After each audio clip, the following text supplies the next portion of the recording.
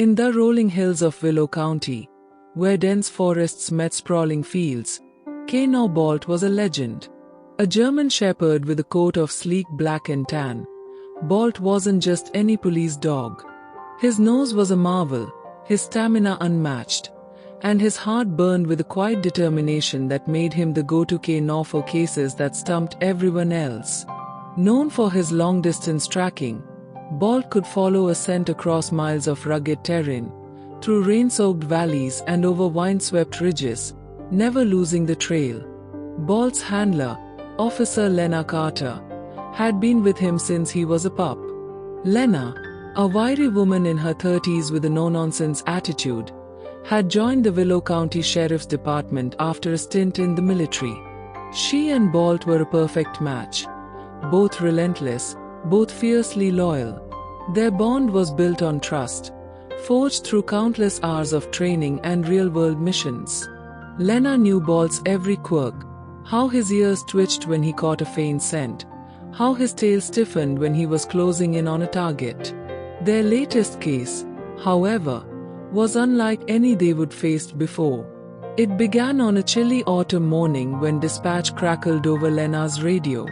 A hiker, 19-year-old Mia Larson, had gone missing in the sprawling Blackthorn Wilderness, a 50-acre expanse of dense forest and rocky cliffs. Mia had been camping with friends but wandered off during the night. Her friends found her tent empty at dawn, her backpack untouched. The search and rescue team had been combing the area for 12 hours with no luck. The sheriff, desperate, called in Lena and Bolt. Lena pulled her truck up to the trailhead, where a cluster of deputies and volunteers stood huddled against the wind. The sheriff, a grizzled man named Hargrove, briefed her. "Mia's been gone over 24 hours. We have got send dogs, drones, even a chopper, but this forest's a maze. If anyone can find her, it's Bolt." Lena nodded, her face set. She knelt beside Bolt, who sat alert, his dark eyes scanning the horizon. She opened a Ziploc bag containing Mia's scarf, letting Bolt bury his nose in it. His nostrils flared, and his ears flicked. He had the scent. "Find her, boy," Lena whispered, unclipping his leash. Bolt took off, his powerful legs churning as he darted into the forest. Lena jogged behind, her boots crunching on pine needles. The trail started strong. Mia's scent clung to broken twigs and trampled grass. But the Blackthorn Wilderness was unforgiving. The terrain grew steeper, the air colder. A light drizzle began to fall, threatening to wash away the trail. Lena trusted Bolt, but doubt crept in.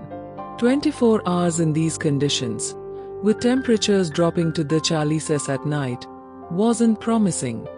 Bolt didn't waver. His nose stayed low, weaving through brambles and over streams. Hours passed. The search team followed at a distance, but Bolt and Lena pulled ahead, moving deeper into the wilderness. By late afternoon, they would covered nearly the mile. Lena's legs burned, and her breath came in sharp bursts, but Bolt showed no signs of slowing. His focus was laser-like, his body a machine built for this.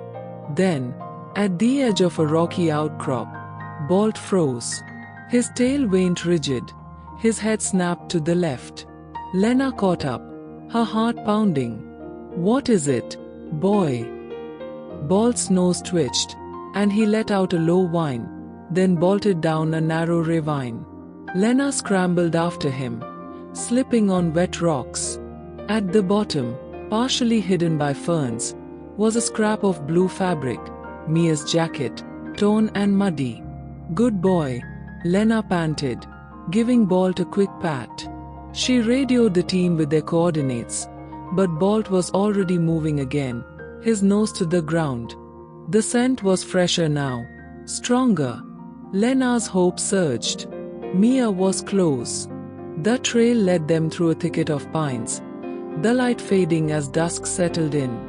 Bolt's pace quickened, his body low and purposeful. Suddenly, He stopped, ears perked. Lena strained to listen. A faint sound, almost a whimper, came from beyond a cluster of boulders. She followed Bolt, her flashlight cutting through the gloom. There, curled against a rock, was Mia. Her face was pale, her lips cracked, but her eyes fluttered open as Bolt nudged her hand with his nose. "Oh my God!" Lena breathed, dropping to her knees.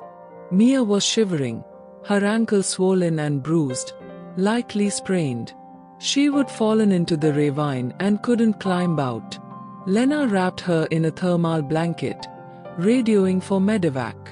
"You're gonna be okay, Mia. Bolt found you."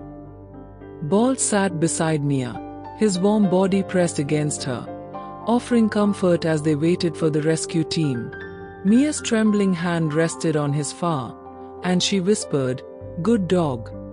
Lena smiled, pride swelling in her chest. Bolt had done it again. The medevac chopper arrived within the hour, and Mia was airlifted to a hospital. She would make a full recovery, thanks to Bolt's nose and Lena's grit. Word of the rescue spread, and Bolt's legend grew. The local paper ran a front-page story, "K-Now Bolt tracks missing hiker 12 miles to safety." The sheriff's department threw a small ceremony, where Bolt was awarded a commendation medal, though he seemed more interested in the extra treats Lena slipped him. But for Lena, the real reward was seeing Bolt at work, doing what he was born to do. Late that night, as they sat by the fireplace in her cabin, Bolt sprawled across the rug. Lena scratched his ears.